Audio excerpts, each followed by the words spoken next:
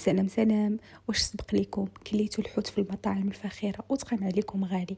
خليكم معنا، غادي نوريكم الوصفه اللي غادي تهنيكم. غتبقاو دائما تحضروه في الدار بابسط طريقه ممكنه وباقل تكلفه. راه كيجي غزال وزوين بزاف بزاف. هنايا غادي نحضروا معاكم الحوت اللي غادي نعمروه بواحد الحشوه المهم زوينه بزاف. خليكم معنا نيش ندوزوا للمقادير والطريقه ديال التحضير.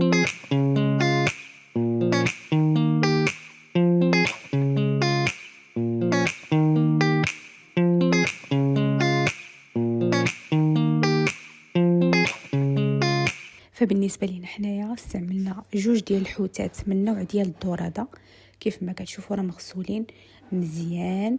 وهنا غادي نديروا ليهم واحد التفليحات باش ملي نديروا العطريه تدخل معهم مزيان وكيجيو منسمين وزوينين. هنا كيف ما شفتوا فكنفلحوهم من الجهات بجوج. صافي هنا كنكونوا ديجا محضرين العطريه اللي غادي نديرو. فهنا عندنا واحد الكميه مهمه ديال القزبر والمعدنوس. بالنسبه للعطريه عندنا الكمون، القزبر يابس مطحون، شويه ديال السكينجبير، شويه ديال الخرقوم، التحميره والبزار. صافي هادو هما العطريه اللي غادي نستعملوا. العطريه ديال الحوت العاديه كيف ما كتشوفوا. فهنايا غادي نديروا شي شويه ديال الهريسه، وعندنا تقريبا 3 حتى 4 ديال الضروس ديال الثومه وورقه ديال سيدنا موسى.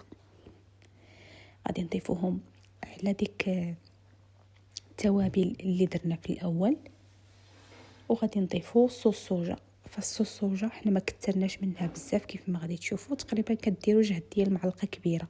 الحوت كيجيه زوين صوص صوجا، يعني كتعطي واحد البنه زوينه. هنايا غادي نديروا العصره تقريبا ديال نص حامضه. صافي وغادي نخلطوا المكونات مزيان مع بعضياتهم كيف ما موضح. صافي وغادي نبداو كنشرملو في الحوت ديالنا.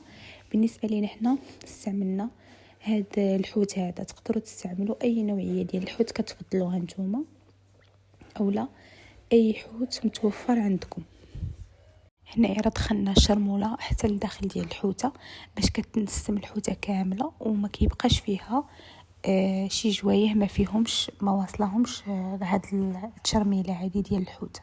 صافي غادي نستمروا بنفس الطريقه حتى نكملوا الحوتات اللي عندنا بجوج. فهذا الطبق هذا كيكون واحد الطبق اللي عائلي وزوين، وان شاء الله غادي يعجب الكبار وحتى الصغار. العشاق ديال الحوت راه غادي يعجبكم بزاف ان شاء الله. صافي هنايا كيف ما كتشوفوا ديك الشرموله اللي بقات لينا. هنايا عندنا الشعريه ديال الروز اللي خوين عليها الماء سخون. هنا عندنا الكروفيت والكالامار. بالنسبه للكالامار ف راه سلقناه واحد شويه حيت شي شويه كيهز الطياب، من الاحسن انكم تسلقوه قبل. صافي هنايا كيف ما غادي تشوفوا كنديروهم مع ديك العطريه اللي بقات لينا. صافي وغادي نخلطوا المكونات مزيان مع بعضياتهم حتى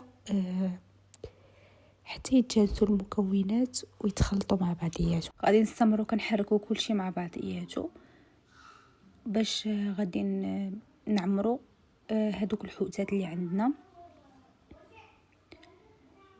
هنايا داكشي علاش درنا فيهم هاد الفتحه هذه باش نعمروهم من الداخل. فكيجي فيهم واحد المذاق اللي هو زوين بزاف الا درتوهم بهذه الطريقه هذه. بالنسبه لينا حنا عمرناهم بالكالامار والكروفيت، فانتم تقدروا تعمروهم باي حاجه متوفره عندكم، اولا تقدروا ديروا غير الشعريه ديال الروز راها كتجي زوينه. حنا كنفضلوا الشعريه ديال الروز على الشعريه الصينيه حيت هذيك كتسمى ماشي صحيه. صافي هنايا بالنسبه لاصوص اللي غادي نرافقوا بها هاد الحوت هذا، فعندنا سلامه وسطى اللي كنا شلضناها، درنا عليها معلقه صغيره ديال البزار، رشيشه ديال الملحه، وغادي نضيفوا شي شويه ديال الزيت باش يتشحر لينا هاد البصله هذه. غادي نديروها فوق البوطه ونخليوها كتشحر مزيان. غنحركوها واحد شويه من بعد. حنايا كيف ما غادي تشوفوا معنا هنايا ملي كنحركوا ديك البصيله وكتبدا كتدبل واحد شويه، كنضيفوا داك الكروفيت والكالامار اللي كانوا بقاو. وهنايا غادي نضيفوا لاصوص ديال غاستروميكس الخاصه بالطياب. وغادي نضيفوا لاصوص ديال اولا كيف ما غادي تشوفوا معانا. هادي يعني اللي دايره 5 دراهم. بالنسبه تقدروا ديروا غير وحده فيهم، غير حيت حنا كانت عندنا هذيك ديال غاستروميكس فدرناها. صافي كنديروا غير ساشيه وحده كيف ما كتشوفوا. صافي وغادي نخلطوا المكونات مزيان مع بعضياتهم. هنايا الحوته راه غادي نغطيوها كيف ما كتشوفوا. كنكمشوا واحد شويه ديال الورق ديال الفرن، كنفزقوه بالماء وكنكمشوه واحد شويه. صافي وكندخلوها الفران كطيب مزيان حتى صافي كتقلبوها وكتلقاوها صافي راها طابت كامله. نتوما كيف ما كتشوفوا هنايا درنا بلاطو درنا فيه وريقات ديال الخس. هنا ديجا كانوا عندنا الحلقات ديال الكالامار فدرنا فيهم طوماط سوريز اللي كنا عسلناها. صافي هنا كيف ما كتشوفوا راه كيجي واحد الطبق هماوي وزوين بزاف ديال العرايد ومناسب بزاف للعائلات. وكتجي ديك العماره اللي درنا فيه غزاله وزوينه بزاف. هذه كانت الوصفه ديالنا ديال اليوم. كنتمنى انها تنال اعجابكم.